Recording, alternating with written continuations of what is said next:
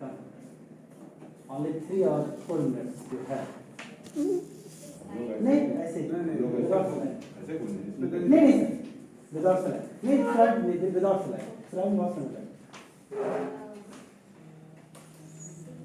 हाँ? Good morning all of you and good morning to all the esteemed professors present here. CSW, Dean Faculty of Law and other senior professors. Today I want to teach only a small concept of consent, which all of us know because all of us have heard about it. सबने no means no वाला जो चीज़ है अभी हमने बहुत movies में देखा, pink movie आई, आपने सब देखा. अब ये no means no हम सुने तो हैं, but actually में ये no means no क्या होता है ये मैं बस अभी आज आपको थोड़ा सा बताऊंगी. So when we look at crime and especially rape laws, consent का बहुत महत्व है हर चीज में, चाहे शादी हो या कॉन्ट्रैक्ट हो. जब तक कंसेंट नहीं होता है वो चीज जो है वैलिड नहीं, वैलिडिटी उसको लॉ के अंदर नहीं मिलती है.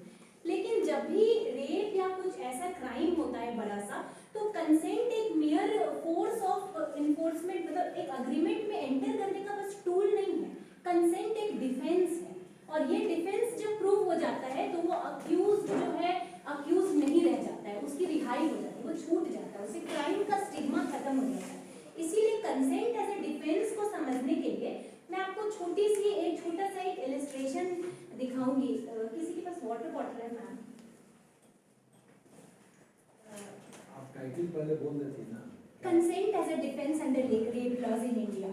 So just let me tell you, consent has never been defined precisely under IPC before Nirbhaya case. Nirbhaya case के बाद अब consent को explanation 2 of section 375 में अलग से define कर दिया गया है.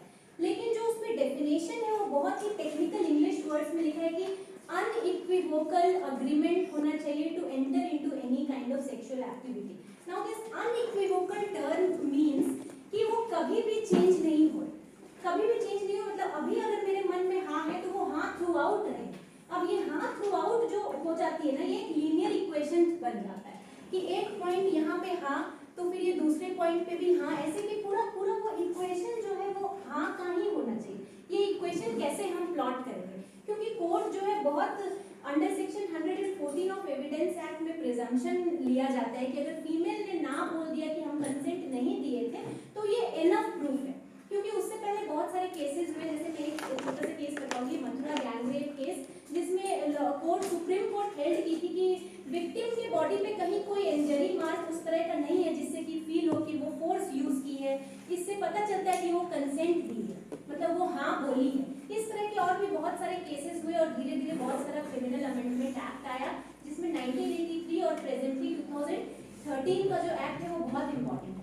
अब कंसेंट का जो कंसेप्ट है इंडियन लॉ में वो है कि जब आपसे किसी चीज जैसे मान लीजिए सर के पास ये पानी का बॉटल है, अब मैंने इनको बोला कि क्या मैं इसमें से पानी ले सकती हूँ, तो सर मेरे चेहरे पे देखते हैं और कहते हैं ठीक है, या स्माइल करते हैं, तो हम प्रेज्यूम कर लिए कि अब हम इसमें से पानी ले सकते हैं. ठीक है, अब जैसे हम ये बॉटल खोले, इसमें से थोड़ा सा पानी पिए, सर को अचानक से लगा कि ये बहुत कम पानी है, लगता है हम नहीं देना चाहते.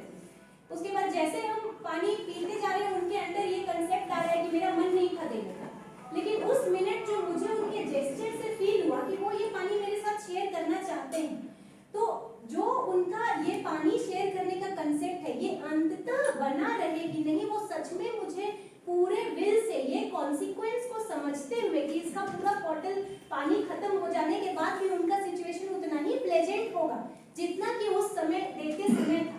ये पूरा अगर यहाँ पे हाइपोथेटिकली ये प्रूव हो जाए लीनियर इक्वेशन में, तो ये कंसेंट यस मतलब यस हुआ. मतलब you should have the knowledge of the act, there should be a wilful participation.